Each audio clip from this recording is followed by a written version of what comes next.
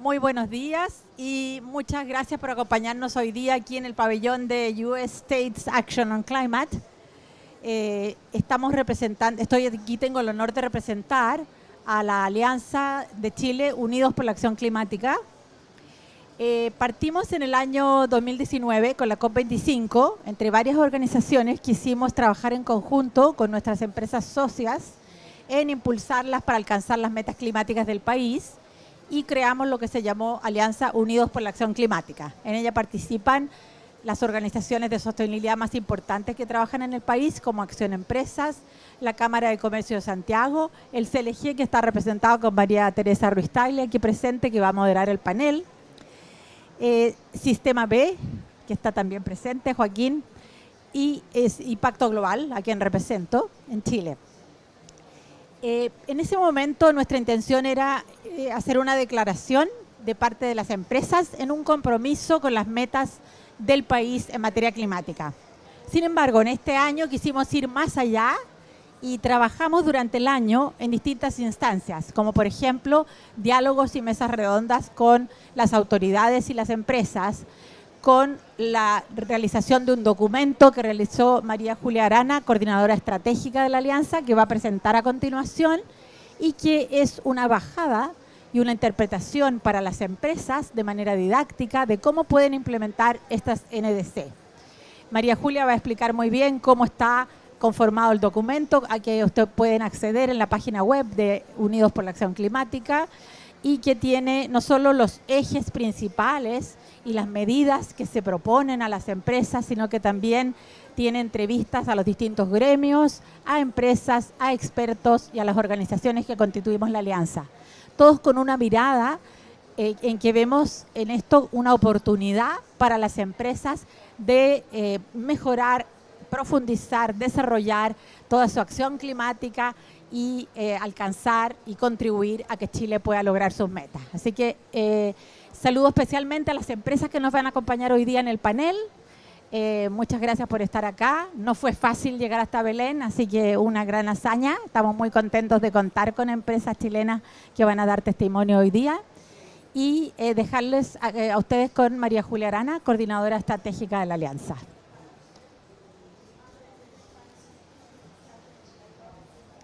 Muchas gracias, Margarita, muchas gracias a todos por venir y en especial un agradecimiento a Ignacio Fernández del Climate Registry, que nos ha recibido hoy aquí en su pabellón en la COP30 de Chile.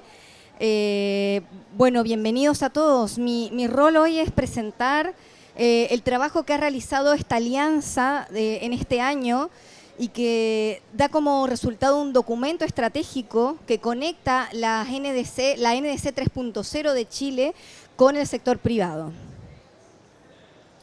Bien, primero comenzar diciendo que la Alianza Unidos por la Acción Climática que presentó Margarita es una organización, una plataforma compuesta por Acción Empresa, por la Cámara de Comercio de Santiago, por CLG Chile, por Red Pacto Global y por Sistema B o B Corp de Chile, y se ha unido nuevamente luego de su primera experiencia en 2019, gracias al apoyo de estas 8 empresas que ven aquí, con el objetivo de ayudar a que la política climática de Chile tenga también una conexión con el sector privado chileno. Acá un poco de algunas imágenes de aquella vez que se lanzó la alianza en 2019 y el relanzamiento este año. Y quiero contarles que el resultado ha sido este documento estratégico, esta hoja de ruta que nos ayuda a conectar a la NDC con las empresas. ¿Cuál es el objetivo que tuvimos cuando elaboramos esta hoja de ruta? Bueno, primero funcionar como una guía estratégica para las empresas que les ayude a entender la NDC, a identificar cuáles son aquellas contribuciones y metas que más impactan en el sector privado, a orientar la acción a través de recomendaciones de líneas estratégicas y por sobre todo a inspirar a las mejores prácticas a partir de lo que tienen nuestros auspiciantes para contar. En ese sentido, lo primero que hicimos fue dejar claro ¿Cuál es la obligatoriedad de esta NDC, que a diferencia del anterior de 2020 está dentro de la Ley Marco de Cambio Climático? Y por supuesto esto obliga al sector público a implementarla e indirectamente a través de los planes sectoriales de mitigación y adaptación, también las empresas están obligadas a hacerlo. Entonces lo primero fue en este documento sintetizar la NDC y sus principales pilares, explicar este concepto de obligatoriedad y luego finalmente abordar la NDC a través de la perspectiva del sector privado. Y para ello hicimos esta selección de 18 de 51 contribuciones a través de 5 criterios. El primero es que tengan un impacto directo y que requieran de la acción privada explícitamente.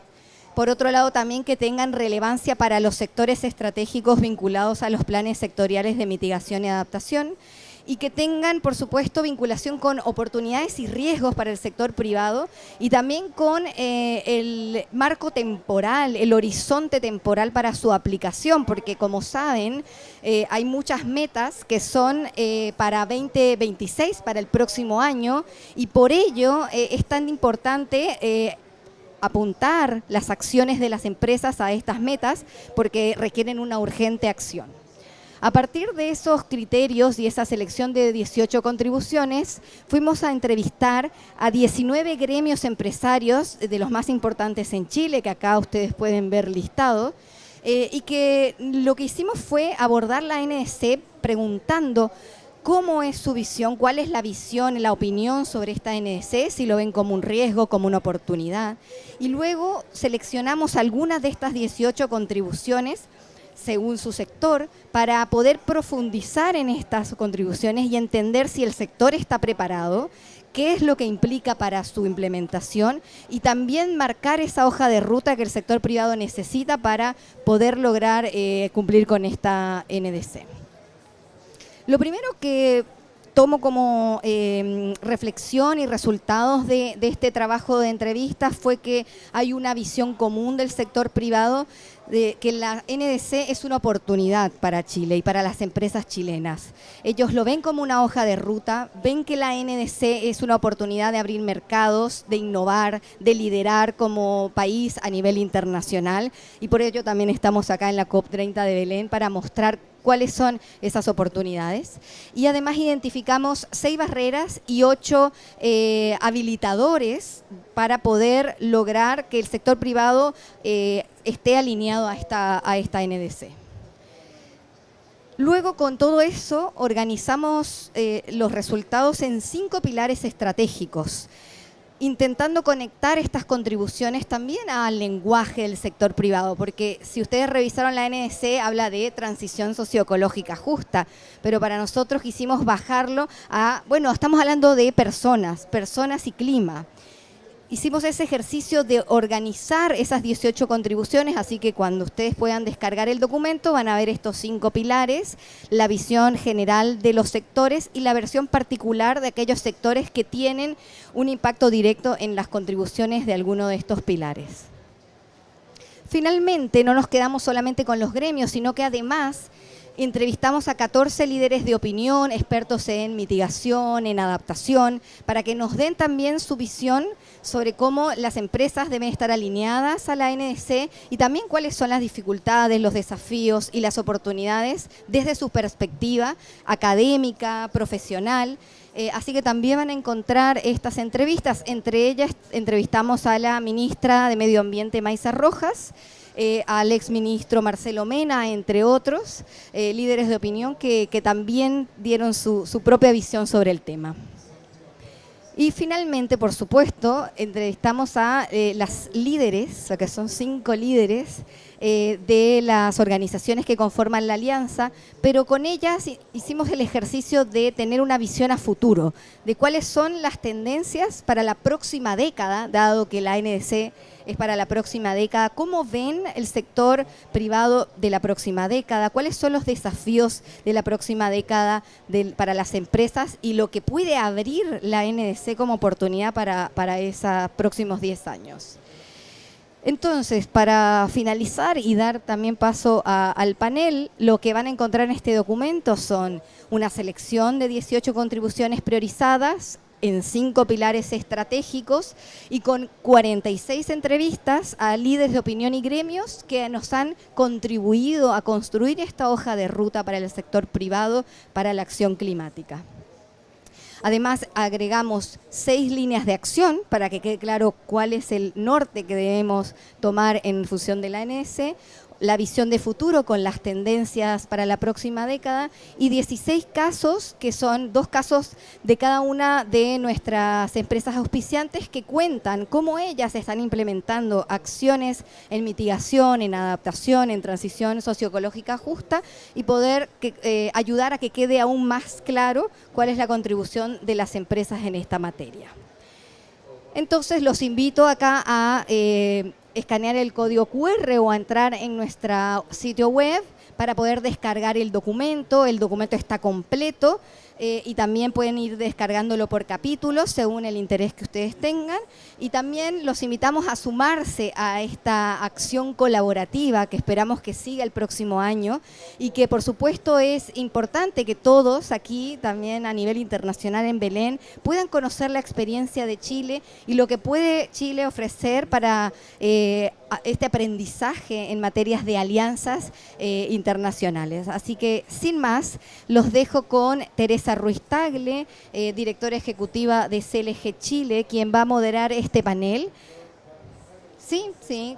El panel está conformado por Joana Cabrera de LATAM Airlines. Por favor, Joana, si quieres acercarte. Por Felipe se me fue.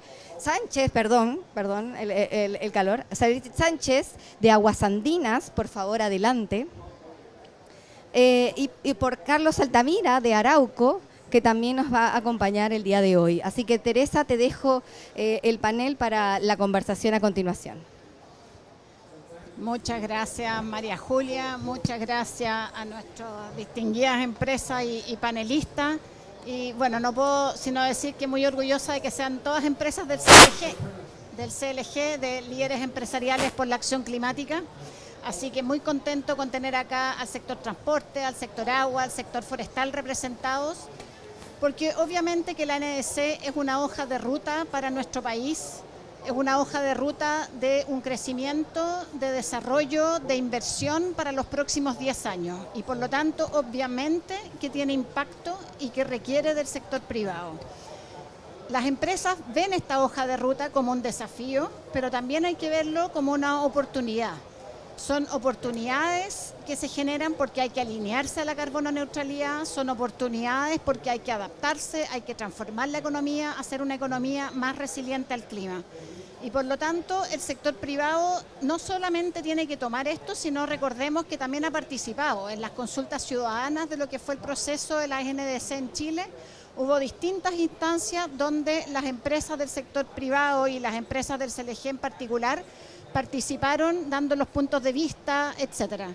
Finalmente esta NDC nos marca una meta, pero también nos marca un camino de cómo nos vamos a ir acercando y estas metas finalmente se transforman también en metas sectoriales. Entonces, si bien tenemos un gran objetivo general de Chile, para cada uno de esos sectores implica distintas realidades y distintos desafíos.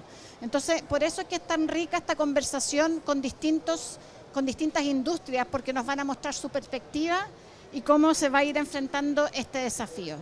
Entonces, lo que queremos también, como mencionaba María Julia y Margarita antes, es que esta alianza lo que queremos es acercar la NDC al sector privado para que el sector privado se sienta parte y pueda también visualizar estas oportunidades y no solamente verla como una cámara de fuerza, como un problema que enfrenta. Y es por eso que creamos esta alianza con distintas organizaciones, donde no solamente tenemos a las empresas líderes en acción climática, sino también tenemos empresas que son de tamaño mediano y más pequeño, empresas que están a lo largo del territorio de Chile, etcétera. Lo que queremos también desde el sector privado claramente son reglas claras, ¿cierto? O sea, queremos que el regulador marque la ruta con reglas claras y también implica que nosotros desde el sector privado le pidamos al gobierno, le pidamos al Estado que genere las políticas necesarias para poder alinearse hacia las NDC. Entonces, en este contexto, quería partir con Arauco. Espérense que me hicieron cambiar de idioma, entonces tengo mis láminas en otro orden, pero bueno. Quería partir con Arauco preguntándole acerca de cuáles son las estrategias de adaptación y cómo ha sido este foco en biodiversidad que ha tomado Arauco en los últimos años, que es parte del core business de ustedes, por supuesto. Adelante. Bueno, muchas gracias. Te voy a hacer una pequeña interrupción. Hay una cámara que nos está mirando, entonces si podemos mirar un poquitito hacia la cámara, se agradece. Perfecto. Gracias. Bueno, primero, buenas tardes, buenos días a todos. Muchas gracias por la invitación. Yo creo que quizás para dar un cierto contexto es importante explicar someramente qué es nuestra compañía, pero Arauco es una empresa chilena, forestal, tiene alrededor de 50 años, es una empresa global y hoy tiene operaciones en Sudamérica, en Norteamérica y también en algunos países europeos. Una cosa importante es entender qué hace Arauco, qué produce. Nosotros hacemos básicamente celulosa y además producimos productos de madera. Y cuando hablo de productos de madera hacemos MDF, hacemos particular board, vigas laminadas, en fin, digamos, una serie de componentes que sirven efectivamente para la construcción, para la industria del mueble, etc. Dicho eso, nuestra compañía, yo creo que un primer statement, digamos, que yo creo que es importante a partir de tu pregunta es, Arauco, efectivamente nuestro core business es trabajar con la naturaleza. Nosotros como compañía no tenemos proyectos específicos tratando de hacer una contribución en proyectos piloto, sino que nuestro core business es la naturaleza, nuestra materia prima efectivamente son nuestros árboles. Entonces, algunas ideas de contribución. Lo primero, Arauco tiene hoy día 1,7 millones de hectáreas en el mundo. De eso hay 500.000 hectáreas que son de conservación, es floresta nativa. Entonces una primera contribución en esta agenda es, bueno, primero, producir madera, tener esa madera, tener esas plantaciones y efectivamente eso es nuestra materia prima para producir estos productos que te menciono, que la gracia de estos productos es que reemplazan muchos otros productos que tienen una mayor huella de carbono, que efectivamente son productos que no son biodegradables. Entonces yo diría que un primer elemento, nuestra compañía planta, a través de esas plantaciones es la materia prima para hacer productos sustentables y además hace un ejercicio grande de conservación. Ese es un primer elemento. Después, un segundo elemento es que Arauco también ha trabajado mucho en promover efectivamente el uso de estos productos, sobre todo en la construcción. Hablábamos que efectivamente los productos tradicionales de la construcción son el cemento, es el fierro o el acero. Y entonces Arauco ha hecho una contribución importante en Chile y también está haciendo lo mismo acá en Brasil de promover la construcción en madera y efectivamente construir una solución sustentable. Otra contribución que es relevante también, los bosques. Tú mencionaste que obviamente el mundo vive una crisis climática, vive un cambio climático y por lo tanto Arauco ha buscado a través de la investigación en cómo adaptar esos ecosistemas para que efectivamente producir árboles que en el tiempo sean más resistentes y se adapten a las nuevas condiciones. Y quizás un punto importante también para cerrar la primera parte, yo creo que en toda esta caminada, en todo este proceso son muy relevantes las alianzas. Esto es algo que no se hace solo. Nosotros somos la primera parte del eslabón, que es efectivamente hacer los materiales y colocarlos disponibles en el mercado, pero necesitamos que también primero las universidades, la investigación en cómo hacer uso de eso, la promoción a través de alianzas quizás gubernamentales, el trabajo con los arquitectos, con las empresas constructoras, den efectivamente tracción a estas soluciones que pueden aportar muchísimo en la sociedad.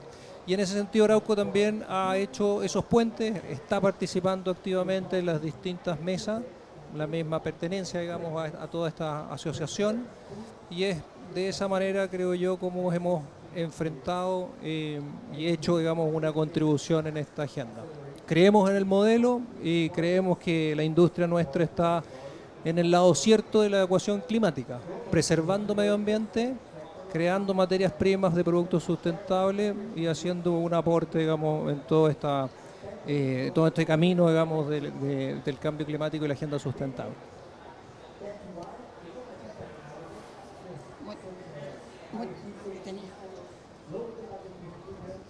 Que se me había caído los audífonos, pensé que ya había perdido el micrófono también. Muchas gracias, y quería recalcar que la NDC es muy clara con respecto a la necesidad del uso de la madera en la construcción.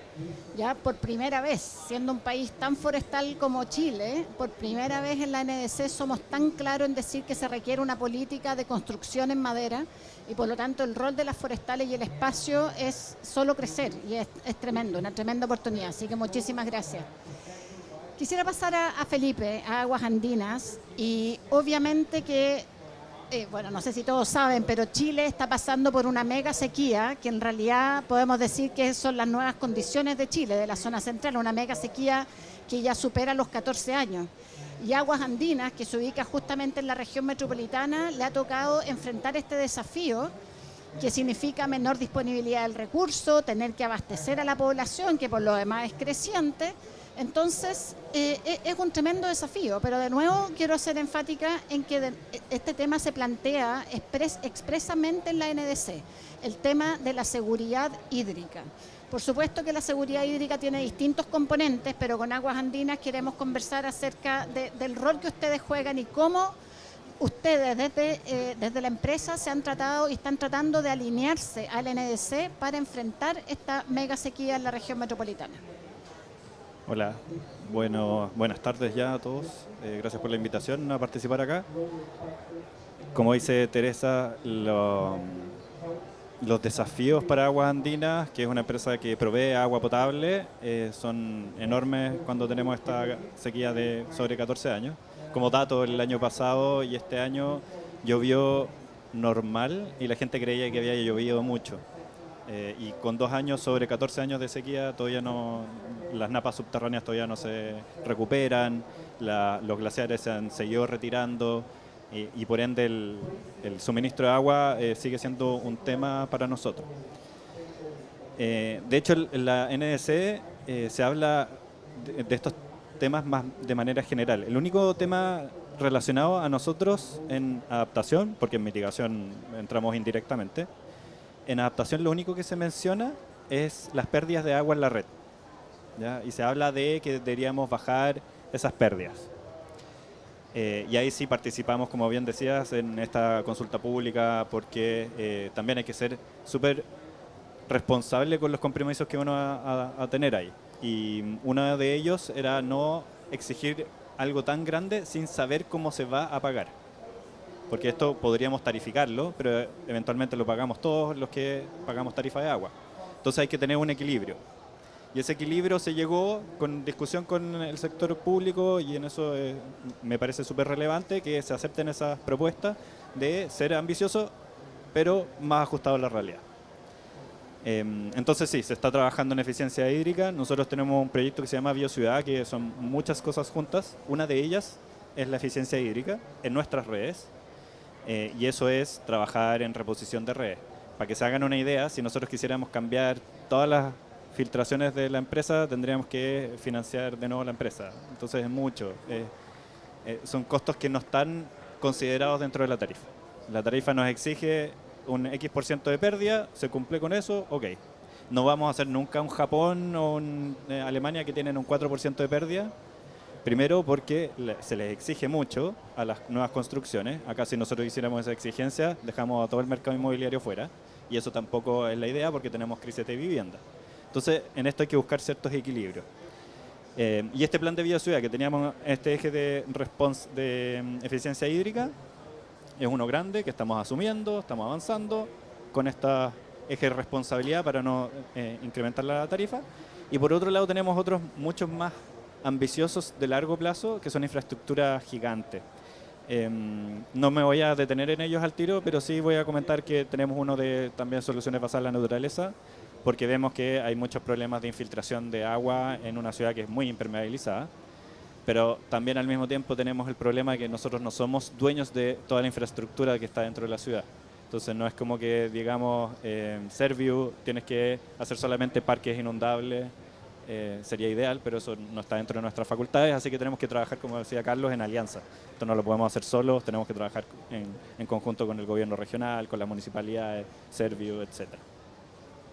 Muchas gracias, Felipe. Y qué importante el plantear el tema de la resiliencia y que lo tenemos que entender y pagar también, ¿cierto? O sea, nosotros, y lo hemos conversado muchas veces, estamos acostumbrados a tomar agua de la llave, para empezar, cosa que es un lujo, incluso en las regiones de Latinoamérica, ¿cierto?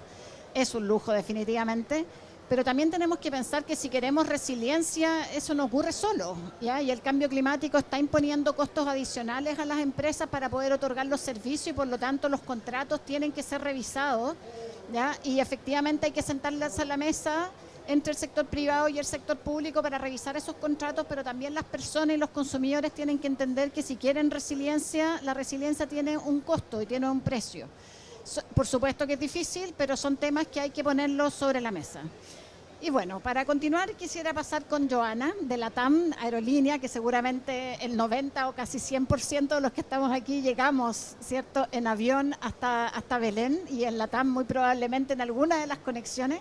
Así que muchas gracias por ayudarnos a llegar, para empezar, a este punto tan lejano para muchos y difícil de acceso.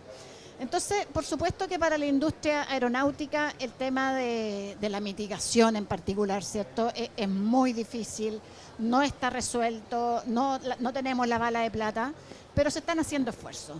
Entonces, desde ese punto de vista, quería que nos contaras un poco, ¿cierto?, cómo ha sido la estrategia de descarbonización de los vuelos, desde el peso de los aviones hasta los combustibles, hasta bueno, la electrificación en los aeropuertos. ¿Qué es lo que están haciendo? Si puedes compartir, dada los niveles de dificultad que significan para esta industria. Por supuesto.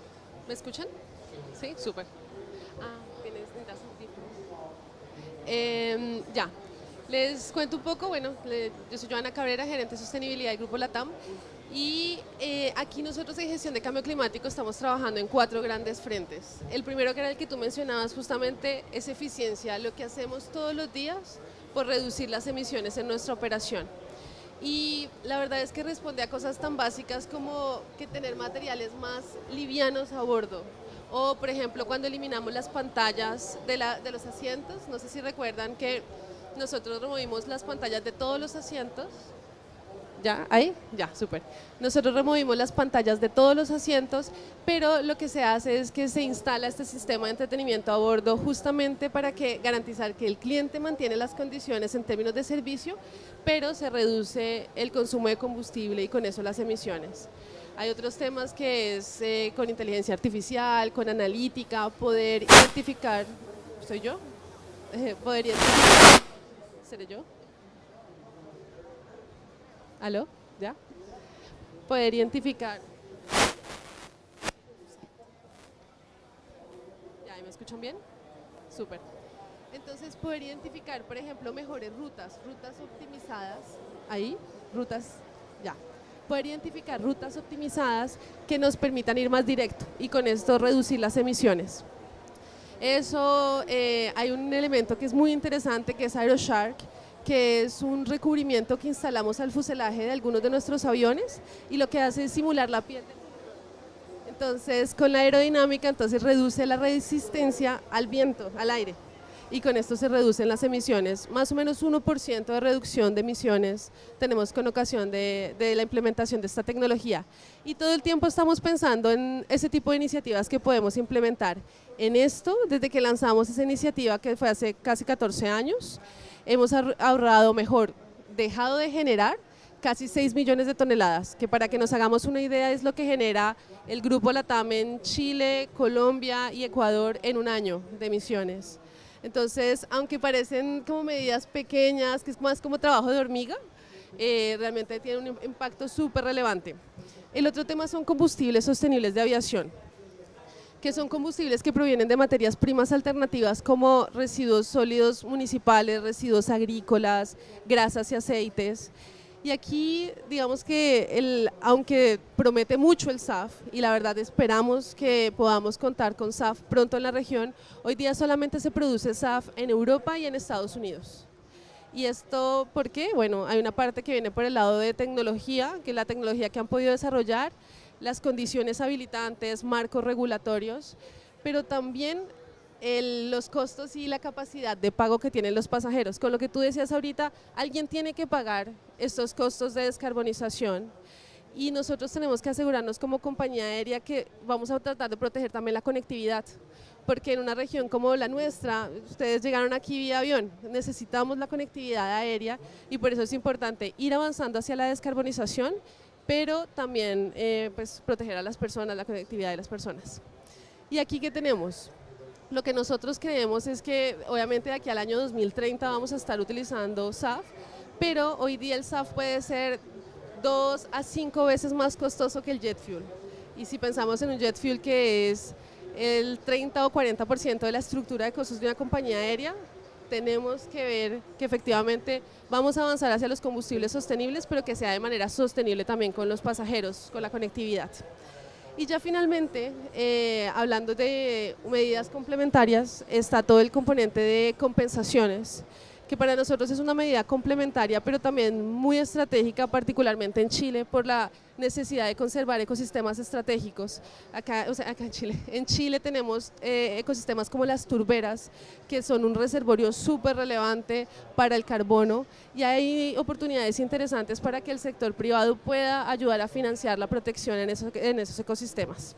Eso como a grandes rasgos frente a lo que estamos haciendo en gestión de cambio climático. Muchas gracias, Joana. Y me hace recordar cuando he ido a conferencias en Europa que siempre dan un premio al que llegó en tren de más lejos. Lo que me parece estupendo, pero en Latinoamérica no lo podemos hacer. Entonces el tema de asegurar la conectividad es algo que tenemos que asumir y es parte de la región. Así que muy relevante, muchas gracias. Volvemos a ti, Carlos Arauco. Quería preguntarte, obviamente que Arauco es una empresa forestal, pero así todo tiene una estrategia de naturaleza positiva. Entonces quisiera que nos expliques cómo una empresa forestal cuyo core business es la naturaleza, cómo empujas este concepto de naturaleza positiva al interior. Muchas gracias. Perfecto, muchas gracias. Bueno, primeramente yo creo que para explicar el concepto de naturaleza positiva, Arauco efectivamente está en esta estrategia y lo que está tratando de mostrar y objetivizar es cómo hacemos un aporte neto positivo con todos nuestros activos biológicos o forestales. Entonces, yo creo que primero, una primera idea, tenemos una meta corporativa y estamos cerca de obtenerla, que es de todo nuestro patrimonio tener efectivamente un 30% de foresta nativa, de bosque nativo o de alta conservación. Entonces, ese es un primer elemento que estamos trabajando. Y a partir de eso tenemos varias líneas de acción y aquí tengo algunos números, digamos, que pueden ser interesantes. Entonces, conservación activa es conservar este patrimonio y para eso es muy importante la plantación y la conservación. Un segundo elemento es la restauración y algunos datos relevantes. Hoy día nosotros hemos restaurado más de 11.000 hectáreas de bosque nativo en Chile. Y tenemos como plan de largo plazo de que hacia el año 2050 poder haber alcanzado 25.000 hectáreas de foresta, de bosque nativo, digamos. Esa es otra línea de acción. Otra cosa interesante que no mucha gente conoce, cuando uno resguarda ecosistemas, protege muchos ecosistemas, que efectivamente son muchos de ellos high spot. Entonces efectivamente tenemos todo un cuidado de especies que existen solo en algunos bosques de Chile y no existen en otro lugar del mundo, tanto como flora, como fauna. Estudiamos efectivamente cómo se comportan las especies, cómo se comportan los animales, cómo los está afectando el cambio climático. Entonces hay una serie de programas, digamos, en ese aspecto. Y yo diría que al final, como te comenté, estamos trabajando activamente con distintas instituciones para poder objetivizar mejor todo el aporte que hacemos como empresa y todo el aporte que hace la naturaleza a la sociedad en su conjunto. Yo te diría que eso podría ser un buen resumen de lo que estamos haciendo hoy día. Muchas gracias. Creo que es tan importante hablar de todos estos servicios ecosistémicos, ¿no? Que finalmente tienen los bosques, que a veces uno, y de hecho he estado participando en conversaciones en que, claro, la industria empieza a ver como su core business y de repente se da cuenta que tiene otro, que el capital natural, ¿cierto? También tiene valor en otras partes y por lo tanto le agrega valor a la empresa al poder identificarlo, al poder trabajar e integrarlo, ¿no? Así que sumamente importante. Muchas gracias.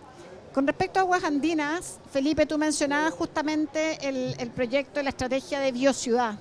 Entonces, con respecto a eso, quería preguntarte cómo integran las soluciones basadas en la naturaleza en este proyecto. Sí, de una manera bastante pequeña aún, a mi juicio, que es bien personal. Mira, primero decir que son 5 pilares en el proyecto de Biociudad. Uno es soluciones basadas en la naturaleza. Tenemos otro que es más uso de pozos, pero ese por sí solo no sirve para nada si es que no infiltra la cantidad de agua que sacas.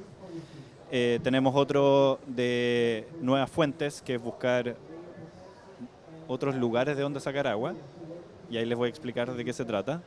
Y otros dos que son uno del uso de eficiencia hídrica dentro de la red, y el quinto está asociado a infiltrar de manera activa, no a través de soluciones basadas en la naturaleza.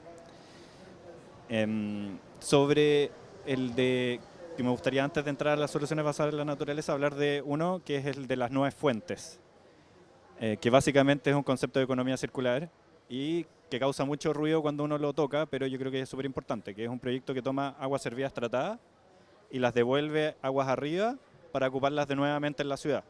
Que eso se hace en varias partes del mundo, pero tiene que pasar por varias aprobaciones culturales, o no a pasar por esas aprobaciones culturales, como hay algunos casos en el mundo donde se hizo y después se dijo que se estaba haciendo. Entonces ahí escuchaba en la mañana a alguien que decía, de hecho era Michelle Bachelet, que decía que a veces hay que pedir disculpas y antes de pedir permiso. Este podría ser un caso donde uno hace el proyecto, por supuesto con todas las aprobaciones ambientales legales, y ejecuta y después ve si la población acepta o no hacer una cosa así. Y eso es lo que vamos a hacer. Vamos a hacer un intermedio.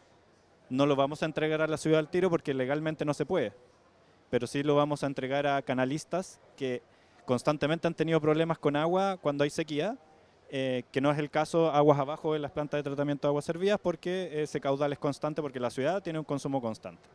Entonces estamos buscando una especie de equilibrio. ¿Y por qué digo esto? Es porque también eso ayuda a la infiltración en otras zonas de la cuenca, que podría decirse que es una especie de solución basada en la naturaleza. ¿Cuál es el foco que estamos haciendo? Y ahí me salto a las soluciones basadas en la naturaleza. Es que nosotros hacemos conservación y proyectos activos de infiltración con medidas naturales.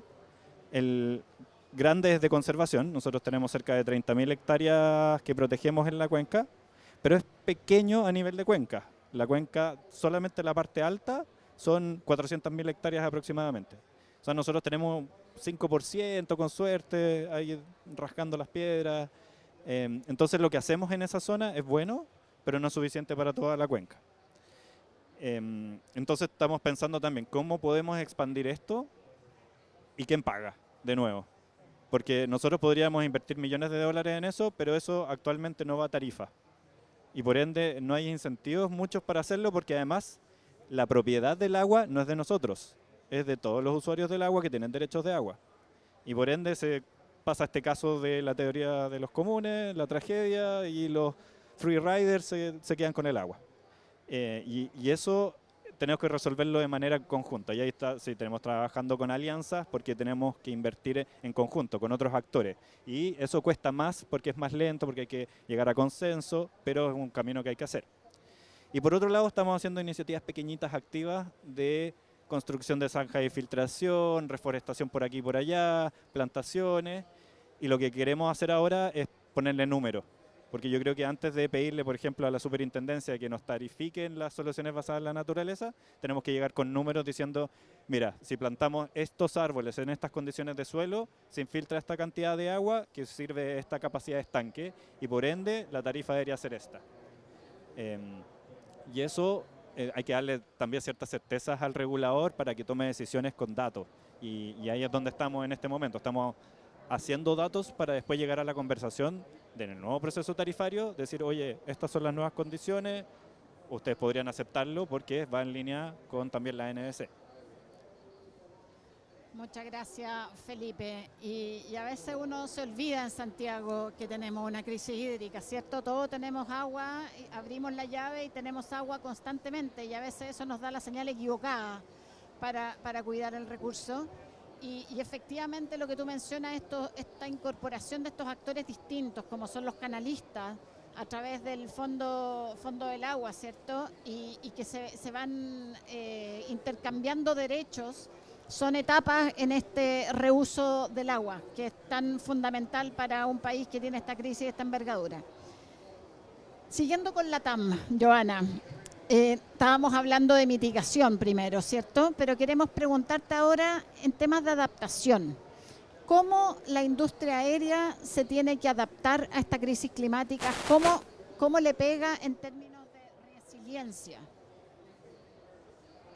Bien, nosotros sí, y esto muy honestamente desde lo que podemos hacer, lo trabajamos más desde mitigación justamente porque por la huella de carbono, la TAM tiene una huella de carbono de un poco más de 13 millones de toneladas al año. Entonces es de alto impacto, por eso los esfuerzos están localizados allí.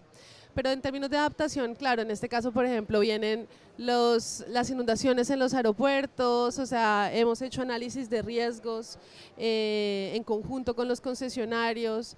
Hay otro tema que es una dinámica que se está presentando que, bueno, ahora no tanto, pero seguramente va a incrementar en los siguientes años, que es con las turbulencias de aire claro, las turbulencias que vienen por el cambio climático, justamente por el clima que se da. Y que incluso en algunos casos es difícil de que se la encuentren los instrumentos. Entonces por eso no sé si han visto que en Europa hubo algunos sucesos así asociados a la turbulencia, pero al final la turbulencia es un tema que es seguro, o sea, en general lo que afecta es el confort de los pasajeros, porque es horrible. Entonces es muy probable que efectivamente se presente en mayor medida. Pero también la analítica y los sistemas han avanzado mucho, entonces cada vez nos permiten predecir mejor eso, y lo que les mencionaba hace un rato de la predicción de rutas para reducir las emisiones, eso involucra por ejemplo las zonas donde se pueden encontrar turbulencias y entonces ahí el avión hace pequeños desvíos para no encontrar esas turbulencias. Entonces te diría que desde adaptación es más eso, cómo utilizamos la tecnología para poder impactar menos a nuestros pasajeros, el confort de nuestros pasajeros, que no está asociado netamente a seguridad, y por otro lado el trabajo conjunto con los concesionarios y bueno, y un análisis también prospectivo en 20 años en ciertas bases de operación, San Andrés, Isla de Pascua, o sea, tenemos que estar ahí evaluando constantemente los riesgos que vienen asociados al cambio climático y cómo va a cambiar el turismo también. Y por eso a veces cuando tú planteabas el tema del trabajo conjunto, esto hay que trabajarlo con concesionarios, aeropuertos, operadores turísticos, porque hay zonas que si nosotros no nos unimos para trabajar en estas zonas, para asegurar que la capacidad de carga sea realmente los pasajeros que se están llevando, seguramente van a cambiar muchos los destinos turísticos que hoy conocemos, o sea, en 20 años va a ser sustancialmente diferente si es que no trabajamos de manera conjunta. Muchas gracias, Joana. Y efectivamente es más importante quizás la mitigación, pero claramente la adaptación, identificar los riesgos asociados, las disrupciones, no es menor. Y sí he pasado una situación de confort como la que menciona y efectivamente me decían, es producto del cambio climático y era como, yo sé, pero igual es, y no es peligroso, pero es incómodo, es extraño, así que bien. Quería preguntarles, dado que ustedes son empresas líderes en acción climática en distintos sectores, ¿cuál sería el mensaje en una frase que cada uno le podría decir al sector privado, a empresas que quizás no están tan adelantadas en acción climática que necesitan hacer o que pueden hacer para este futuro y esta hoja de ruta para los próximos 10 años. Una frase, cada uno. Colaboración, ayudarnos todos. Felipe, ¿te la robaron? No, gestión de riesgo. Todo es planificación, largo plazo, que es difícil. Ok, Joana. Ver también las obligaciones como activos estratégicos. Tú puedes tener la obligación de invertir en proyectos y puedes hacer que cada tonelada cuente. Eso. Muchísimas gracias. Le quiero agradecer a Arauco, a Aguas Andinas, a la TAM por su participación. Toda la información que nos entrega desde dentro de los negocios es súper valioso para el resto del sector privado. Así que muchas gracias a este panel y quiero darle a continuación la palabra a Joaquín Paredes del Sistema B, que es parte de nuestra alianza, que va a cerrar con unas palabras. Nos quedamos acá, yo creo, Joaquín, si no te molesta. Sí, súper. Bueno, creo que junto a agradecer al panel, quería hablar de un concepto que nosotros encontramos clave en el Sistema B, que es la acción colectiva. Creo que la alianza representa a estos 5 organizaciones que trabajan en sostenibilidad junto con una gran diversidad de empresas. Estamos generando momentum para algo que nos setea un objetivo como país hacia largo plazo. Entonces, este documento lo que nos ayuda es a poder alinear los objetivos comunes que tienen las empresas y el sector privado hacia algo que es mucho más grande y que tenemos como país. Entonces, en ese sentido, quería compartir los lineamientos de acción que tenemos en el documento, que son 6, aquí tengo mi torpedo. Primero es la colaboración en el centro de la implementación, que es lo que acabo de mencionar. Esta oportunidad, además de alinear la estrategia de descarbonización y de sostenibilidad con las NDC, donde aquí tenemos una oportunidad clave con el seteo de objetivos basados en la ciencia, participar en los planes sectoriales de mitigación. Tenemos también la oportunidad de integrar la resiliencia y la adaptación, junto además todos los planes sectoriales de adaptación, que además son muy nuevos junto a la NDC. Tenemos también esta oportunidad, hablando de los riesgos de los planes de continuidad de negocios y además generar inversión en infraestructura crítica para que se puedan adaptar los negocios, avanzar en el entendimiento de la transición socioecológica justa como una oportunidad estratégica para Chile, que tenemos muchos sectores que hay mucha oportunidad de trabajar con la sociedad civil y con la ciudadanía en estos temas. Ver el reporte y la transparencia como una ventaja competitiva. Hay mucho momentum acá de además poder entregar data de alta calidad para poder tomar decisiones de alto valor. Y aquí tenemos iniciativas clave pública como lo es Huella Chile y poder reportar a través de este mecanismo. Hay muchos elementos que nos van a permitir medir mejor el impacto del sector privado. También colaborar con los gremios en la estandarización de la reportabilidad, junto además todas las normas nuevas que hay de divulgación.